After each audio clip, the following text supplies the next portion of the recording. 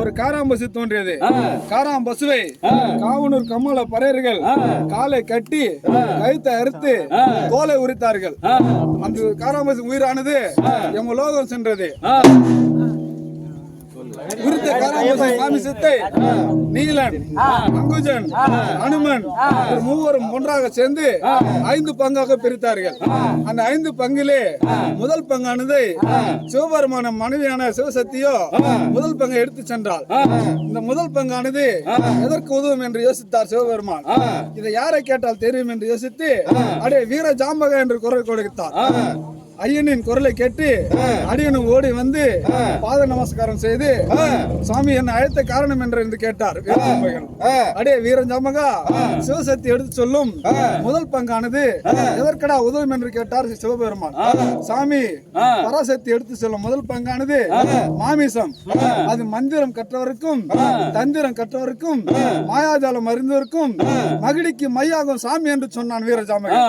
அடே வீரஜாம்பகா, நாராயணமூர்த்தி எடுத்து செல்லும் 2வது பங்கு எதுக்கடா உதவும் என்று கேட்டார். சாமி, நாராயணமூர்த்தி எடுத்து செல்லும் 2வது பங்கானது எலும்பானது, கொம்பானது. அதிலே சீப்பாகும், சிமிழாகும், சீர் பெற்று வாழ்கின்ற பெண்களுக்கு எல்லாம் வர்ண டப்பியாகும் சாமி என்று சொன்னான் வீரஜாம்பகா. அடே வீரஜாம்பகா, பிரம்மதேவம் எடுத்து செல்லும் 3வது பங்கு எதற்கடா உதவும் என்று கேட்டார். சாமி, பிரம்மதேவம் எடுத்து செல்லும் 3வது பங்கானது வாளானது, வாள் முடியானது அறுக்கொடுக்கும் தேவர்களுக்கும் அருகில் நின்று வீசக்கூடிய வெஞ்சாமரை ஆகும் சாமி என்று சொன்னான் வீரஜாம்பகா. அடே வீரஜாம்பகா, மாமிசத்தின் மையம் என அறிந்து கொண்டேன், திசையின் திருப்பலன் என்று சொல்லடா என்று கேட்டார் சிவபெருமான். சாமி, வடக்கே மகாபாரதம் பிறந்தது, தெற்கே ராமாயணம் பிறந்தது, மேற்கே தானவர்கள் அறிந்தார்கள், கிழக்கே சங்கும் சாணர் கத்தியும் பிறந்த சாமி என்று சொன்னான். அடே வீரஜாம்பகா, கிழக்கே பிறந்த சங்கும் சாணர கத்தியின் முழு மகிமை என்று எடுத்து கூறடா என்று சொன்னார். சாமி, பிறந்த பின் தாய்க்கொடி அறுக்க சாணார கத்தியும், இறந்த பின் ஈமச்சடங்கு முடிக்க சங்குமே பிறந்து விட்டது என்று சொன்னான் வீரஜாம்பகா. அடே வீரஜாம்பகா, இதெல்லாம் இருந்த போதிலும் உன்னை சுடு பறன் என்று சோதித்தறிய உன்னை சோதித்து பார்த்தேன் என்று சொன்னார் வீரஜாம்பகன். அடே சாமி, இதெல்லாம் அறிந்த போதிலும் கடமைக்கு கட்டுப்பட்டு அடிமையாக நிற்கின்ற நான் அறியாமல் எப்படி சாமி இருக்க முடியும் என்று சொன்னான் வீரஜாம்பகன். அடே வீரஜாம்பகா, இன்று முதல் கொண்டு பறையனும் நீயமல்ல இந்த பரமனின் ஜாதி என்று சொல்லி அங்கே மங்களம் பாடி வெங்கல பறை எடுத்து கரத்திலே கொடுத்தார் வீரஜாம்பகன். பறையை பெற்ற வீரஜாம்பகன், சாமி, பறையனுக்கு ஏது கட்டளை என்று சொன்னான் வீரஜாம்பகன். அடே வீரஜாம்பகா, 8த்துக்கு 16 கோணம் சென்று பூ மலர பால் பொழிய பழதான பழமுதிர என்று பறைசாற்றி வாட என்று சொன்னார் சிவபெருமான். சுவாமி, பறையை பெற்றுக் கொண்டேன், எதன் மீது ஏறி எதை தின்று நான் பறைசாற்ற முடியும் என்று கேட்டான் வீரஜாம்பகன்.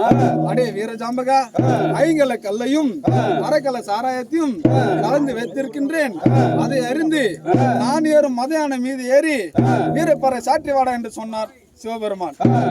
ஐயனிடம் பறையை பெற்ற வீரஜாம்பகன் காளி கோயிலை அடைந்து அதிகாலை நேரத்திலே அம்மணி அம்மணி என்று குரல் கொடுத்தான். ஜாம்பகனின் குரலை கேட்டு பராசக்தி எழுந்து நின்று, அடே வீரஜாம்பகா, வெள்ளியோ முளைக்கவில்லை, விடியற்கால பிறக்கவில்லை, அன்னையை எழுப்பிய காரணம் என்னடா என்று கேட்டார் தாய்.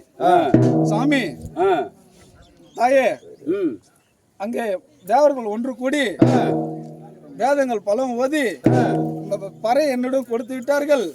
அதனால் பறை சாற்றுவதற்கு கணிப்பில்லாத காரணத்தால் கை சோர்ந்து நிற்கின்றேன் தாயே என்று சொன்னான். வீரஜாம்பகனின் பாவத்தை பார்த்து அருகில் இருந்த வேங்க மரத்தை அடியும் தள்ளி நுனியும் தள்ளி கணிப்பாக கொடுத்தார் காளிதேவி. கணிப்பை பெற்ற வீரஜாம்பகன் போய் சேர்ந்தான் கம்மாள தேசம். கம்மாள தேசத்திலே பறை சாற்றும் போது கணிப்பானது தவறு கீழே விழுந்து விட்டது.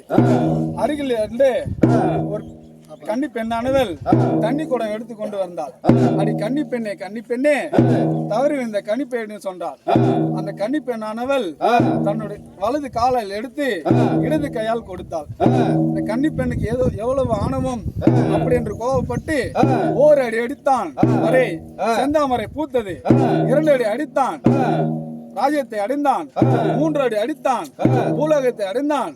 பூலோகத்திலே காய் உதிர, கனி உதிர, பூ உதிர, பிஞ்சு உதிர, 6 மாதத்து பிண்டம் மகிழ்ந்து விட, 3 மாதத்து பிண்டம் முடங்கி விட, 1 மாதத்து பிண்டம் உதிரமாய் போக, 5 தலை நாகனின் குடல் அழுகி விட என்று பறைசாத்தினான்.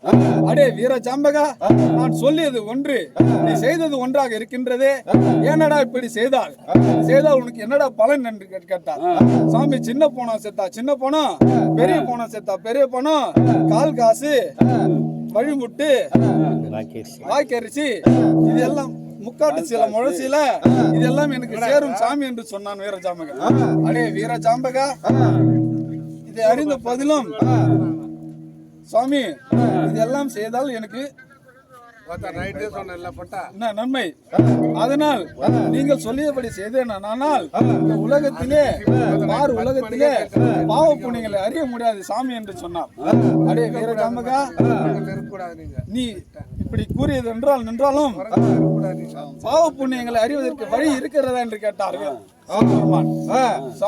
சாமி, நான் பாவம் செய்ததில்லை, சொல்கிறேன் கேளுங்கள் என்று சொல்லி கூலியை குறைத்தவரும், குறைபாடு இட்டவரும், குண்டினை செய்து கலகம் செய்தவரும், தாயை அடித்தவரும், தன் பிறப்பை நொந்தவரும், கணவன் இருக்க மறு கணவன் மீது ஆசைப்பட்டவரும், தன் மனைவி இருக்க மறு மனைவி மீது ஆசைப்பட்டவரும், பொய் சாட்சி சொல்லுவரும், குலத்தை தூத்தவரும்,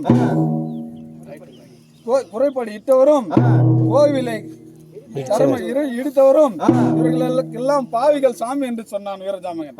அடே வீரஜாம்பகா, இவர்களுக்கெல்லாம் ஏதடா கட்டளை என்று கேட்டார். சாமி, இவர்களுக்கெல்லாம் பாம்பு குழி, பள்ளி குழி, அட்டக்குழி, அர்ணக்குழி என்று சொல்லக்கூடிய நரகமே சேரும் என்று சாமி என்று சொன்னான் வீரஜாம்பகன்.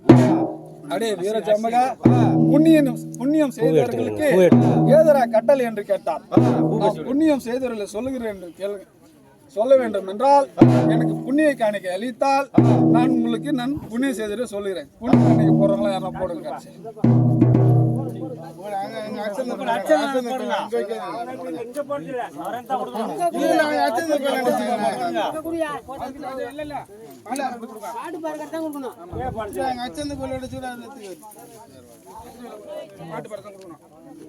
சாமி, நான் புண்ணியம் செய்பவர்களே சொல்லுங்க, செய்பவர்களை சொல்கிறேன் கேளுங்கள் என்று சாமியானவர் தாம்பல தட்டிலே பூ தானே இருந்து எடுத்து வீரஜாம்பகனிடம் கொடுத்தார்.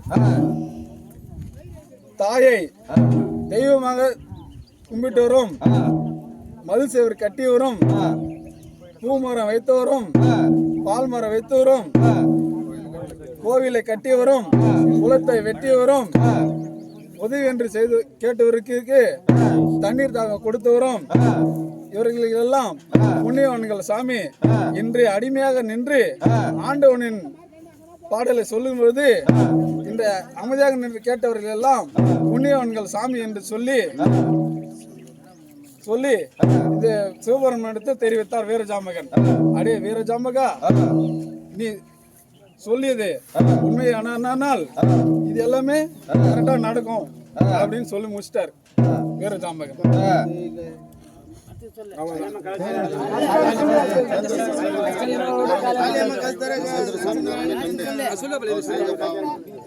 இந்த செந்தூர் சாமி என்ற நரனை கண்டு இவர் செய்த பாவங்கள் எல்லாத்தையும் நீக்கி இவருடைய புண்ணியம் சேருமாறு ஆண்டவனை வேண்டி கேட்டுக்கொள்ளும். வழியோடு காளியம்மா கதவை